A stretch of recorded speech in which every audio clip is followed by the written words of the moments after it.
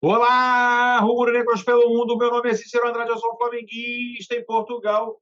E no vídeo de hoje, de cabeça fria, os 7 motivos do vexame rubro-negro de ontem e o adeus definitivo ao Brasileirão 2023. Roda a vinheta. Se você chegou agora nesse vídeo, curta, compartilhe, divida com seus amigos. Não deixe de se inscrever no canal. Se inscreva no canal Flamenguista em Portugal. O canal Flamenguista em Portugal é um canal português, já é o maior canal independente de clubes de Portugal, não é um canal do Benfica, não é do Sporting, não é do Porto, é do Flamengo. Por isso eu peço aqui a sua inscrição no canal e que você acione o sininho para receber notificações sobre os vídeos diários que fazemos sobre o Mengão, suas repercussões na Europa e notícias provenientes do exterior falando do Flamengo. Você sabe primeiro, melhor e com mais profundidade aqui no canal Flamenguista em Portugal. Por isso, não perca tempo, se inscreva agora no canal, além de deixar o like nesse vídeo, né, galera? Galera, é o seguinte, ontem realmente foi um dia muito triste na história do Flamengo. Acho que a concretização definitiva do pior ano da história do Flamengo. A gente viveu um ano cercado aí de erros monstruosos dos dirigentes, começando no final do ano passado com a demissão do Dorival Júnior e a contratação do Vitor Pereira, passando por Real Madrid, pode esperar ainda em 2022, e 2023 foi um show de horrores. Um verdadeiro show de horrores, 50 dias de férias para jogadores, né? Jogadores mal preparados fisicamente, esquema táticos dos nossos treinadores antecessores totalmente inconvenientes, incompatíveis com o time do Flamengo, o emocional totalmente destruído do Flamengo. Membro da comissão técnica dando soco na cara de jogador, é jogador brigando com jogador, né? É a dirigente mordendo a virilha de torcedor em shopping no Rio de Janeiro. Ou seja, meus amigos, um ano realmente que deixou claro aí de forma rotunda a total incompetência dos dirigentes do Flamengo. Total incompetência em gerir jogadores, total incompetência na tomada de decisão, total incompetência na escolha de treinadores, total incompetência em absolutamente tudo. Mas nesse vídeo aqui, eu, ao invés de fazer um vídeo gritando, de fazer um vídeo emocionado, eu preferi respirar fundo, olhar o jogo novamente, tentar trazer para vocês os 7 motivos que fizeram, no dia de ontem, o Flamengo perder para o Santos. Os 7 motivos que fizeram o Flamengo ontem dar adeus definitivo aí à possibilidade de conquista do Brasileirão, pelo menos pelas próprias pernas, né?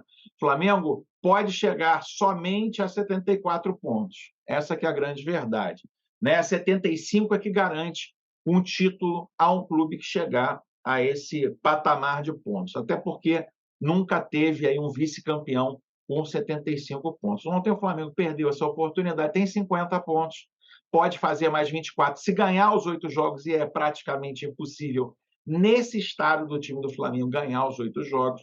Então o título realmente foi por água abaixo, né? E aí eu elenquei 7 motivos para que a gente pudesse conversar um pouquinho aí sobre o que aconteceu ontem no Flamengo, né? E aí esses 7 motivos, obviamente, não estão em ordem, né? Não estão em ordem de importância, mas talvez estejam em ordem cronológica aí, que acabaram fazendo com que o Flamengo tivesse uma atuação medíocre no jogo de ontem e que o Santos, um time que luta aí para não cair para a segunda divisão, conseguisse aí uma virada histórica para eles, né? Primeiro é o seguinte, pessoal. Número 1, o péssimo estado do gramado. Eu vou dizer a vocês, poucas vezes eu vi um gramado tão esculachado como no jogo de ontem. A Sport TV mostrava, antes do jogo, o Gabriel Barbosa, o Gabigol, cobrando ao Rodolfo Landim as condições do gramado. Ele, o Landim e o Bruno Spindel dentro de campo, e o Gabigol apontando para os buracos no gramado, para as péssimas condições. Aliás, se você reparar, logo no início do jogo, o Santos conseguia se aproveitar dos erros de passe. Os erros de passe foram necessariamente pelo gramado? Não dá para dizer. Não dá para dizer realmente.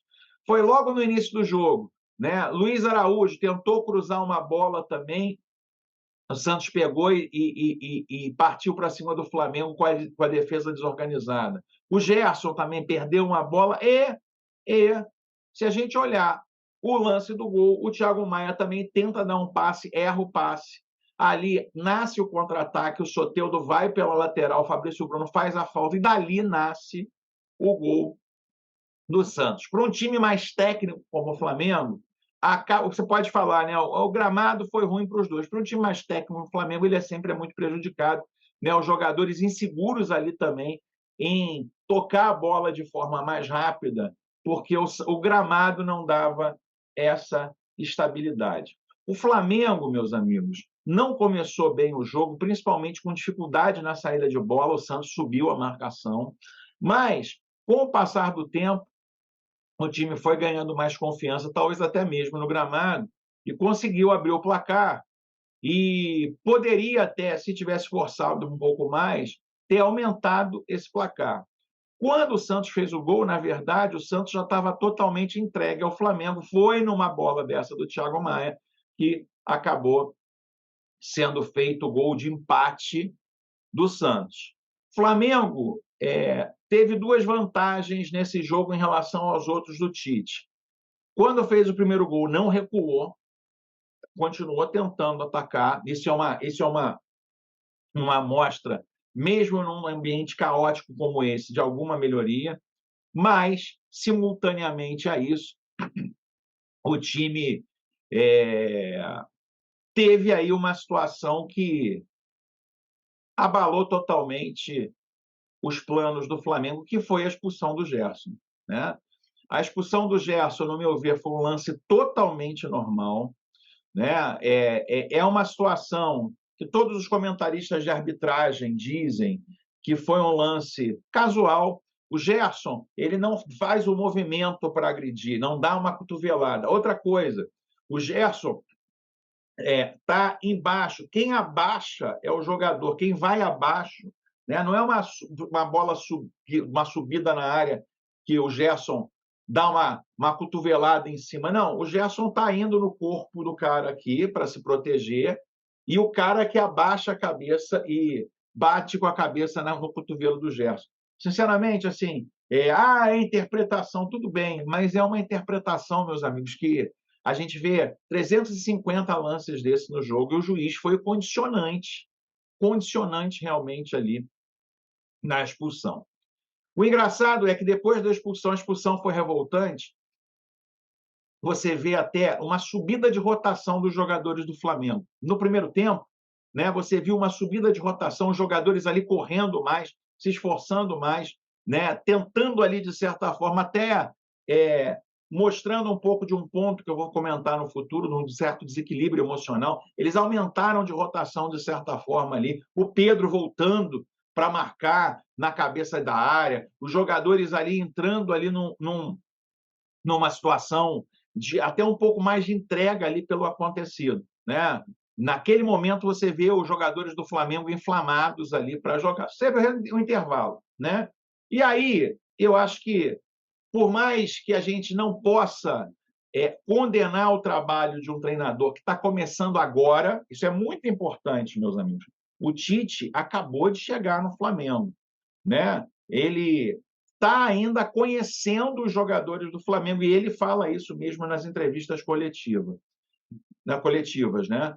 Eu acho que ele errou profundamente nas substituições, meus amigos. Assim, o Pedro fazia o seu melhor jogo dentro de muitos anos. O Pedro, meus amigos, teve ali... O Pedro fez o gol, e as melhores chances de gol passaram pelo Pedro. A cabeçada que ele deu, que mesmo depois da expulsão do Gerson, que o goleiro do Santos fez uma defensaça, e aí teve ali um possível pênalti, em cima do Bruno Henrique na sequência da jogada, um chute logo no início do jogo, que ele conseguiu dominar, virar e chutar para uma defesa do goleiro. O Pedro fazia uma excelente partida.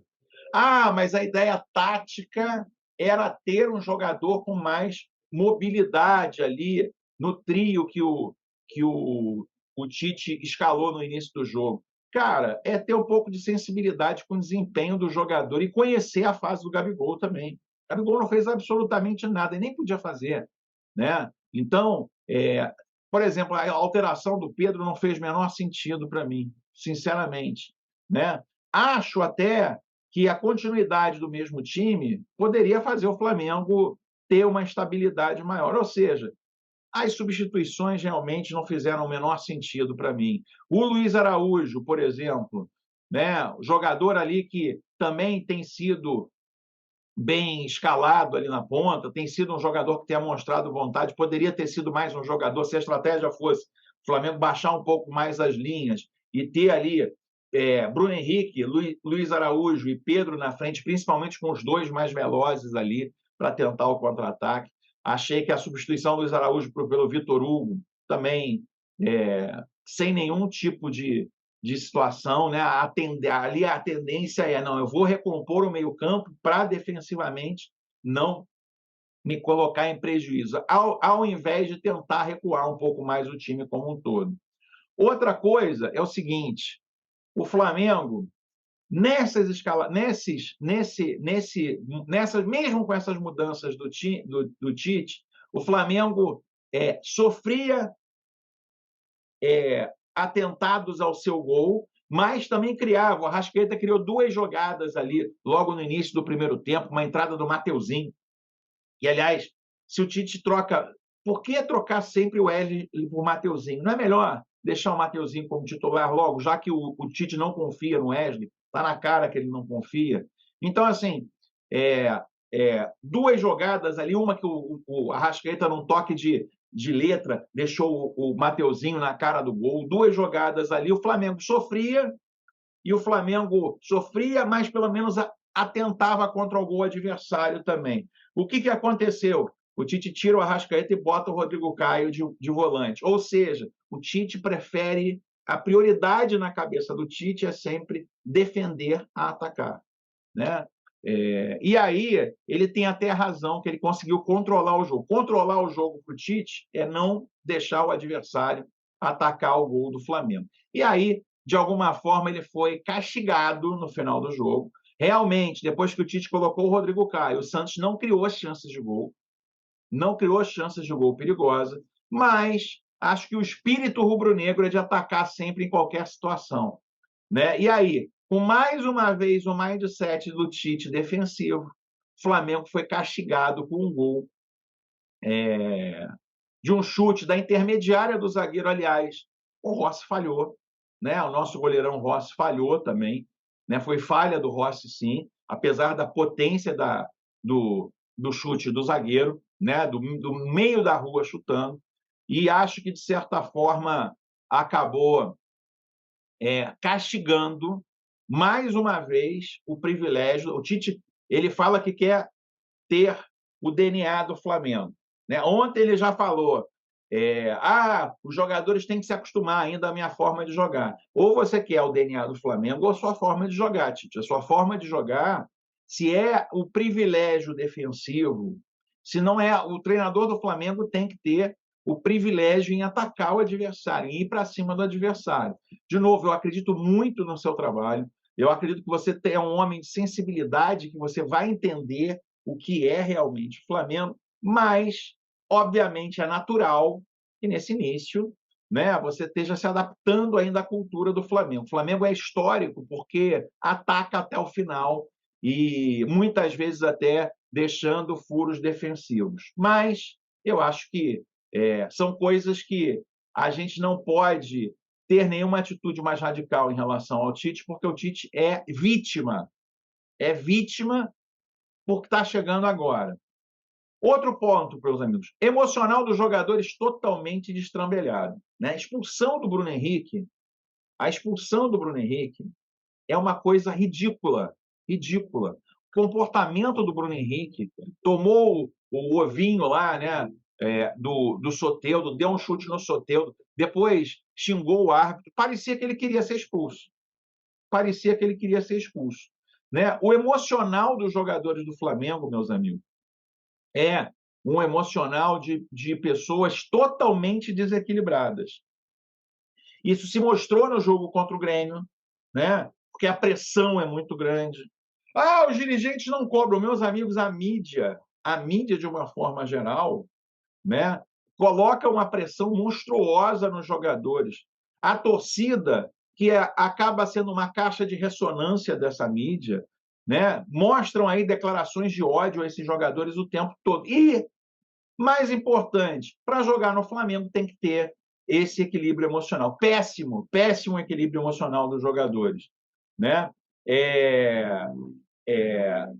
Falando novamente do Tite, meus amigos, a terra arrasada que o treinador pegou, né? A verdadeira terra arrasada que o treinador pegou ao dirigir o time do Flamengo. O Flamengo hoje, meus amigos, vem de 2 treinadores que destruíram todo o sentido coletivo do time do Flamengo. E a má e péssima fase dos jogadores do Flamengo. Né? Você vê os jogadores errando passes, o gol do Flamengo, o primeiro gol do Santos, eu acabei de falar. Pode ser o gramado, mas um erro de passe do Thiago Maia. Né? O Gabigol, por exemplo, né? Você vê ali, ele teve pouquíssimas chances. Um cruzamento do Bruno Henrique, não alcançou. A disputa de uma bola não chegou. Acaba pesando, apesar do tático ser o mais importante. Né? Se fosse o Haaland, o centroavante do Flamengo, em 2023, ele não marcaria nem 10 gols. Né? Ele não adianta. O Flamengo, esse ano, foi taticamente um excremento, né? Um absurdo, um convite aos jogadores terem péssimas atuações, mas existe a má fase individual dos jogadores também, né? Que podem aí fazer com que a gente, no detalhe, perca alguns jogos. Né? E aí, de novo, né? A falha individual do Thiago Maia no primeiro e no segundo gol. Né? No segundo gol também, teoricamente, ele não fechou o chute. A falha individual do Rossi, né? A inoperância do ataque do Flamengo, do Gabigol. O Bruno Henrique jogando fora de posição. Né? O Bruno Henrique, para o Tite, meus amigos, o Bruno Henrique ele está com o pé colado na linha lateral e o Ayrton Lucas fechando pelo meio. Ou seja, o Ayrton Lucas não tem a sua principal possibilidade de ir ao fundo e cruzar com a esquerda. Né? Quem faz isso é o Bruno Henrique. Vai ao fundo, tem que puxar a bola para a direita para cruzar. E o Ayrton Lucas, a gente perde o Bruno Henrique no seu melhor potencial, que é ali, um pouco mais pelo meio, cortando e batendo de direita. Foi até engraçado ontem, que isso para mim é tão notório, que uma das grandes chances do Flamengo foi o Ayrton Lucas chutando de direita, mal colocado no ângulo. Ou seja, meus amigos, são aí os 7, acho que há mais de 7 motivos aí para a derrota do Flamengo. Para o futuro, meu caro, para o futuro, é a gente pensar em o Tite rapidamente se adaptar. Tem que ter alguém lá no Flamengo que tenha condição de conversar com o Tite em relação ao que é o Flamengo, né? Para que ele entenda que o Flamengo não é o Corinthians. O torcedor corintiano aguenta sofrer ali com o time sendo massacrado. O flamenguista, não. O flamenguista tem uma história. Né? Para que ele entenda ali, coloque os jogadores nas melhores posições. Né? O Bruno Henrique, agora com o destempero dele, muita gente não sabe, ele está suspenso para contra o jogo com o Fortaleza pelo 3º cartão amarelo e suspenso também pela expulsão contra o jogo contra o Palmeiras. Então não temos Bruno Henrique contra o Palmeiras, que é um jogo decisivo para o Flamengo. Ou seja, meus amigos, sinceramente, o Flamengo, na figura dos seus dirigentes, não mereciam absolutamente brigar pelo título do Brasileirão, configurando o pior ano da história do Flamengo. Né? Mas você, o torcedor, merecia ter sorte melhor. Agora é pensar em 2024, rezar aí para que o Tite conheça o Flamengo rapidamente, que os jogadores saiam desse transe emocional, que eles se dediquem mais também, isso é importante dizer, para que a gente tenha um 2024 melhor. Mas, sinceramente, Flamengo dominante, Flamengo que terá condições aí de ser hegemônico na América do Sul só em 2025, quando sair aí a turma do Landim. E aí, você concorda comigo, discorda? Escreva aqui nos comentários, a sua participação é muito importante. Como é muito importante a sua inscrição no canal e o like nesse vídeo. Vejo você no próximo vídeo. Aquele abraço. Tchau, tchau.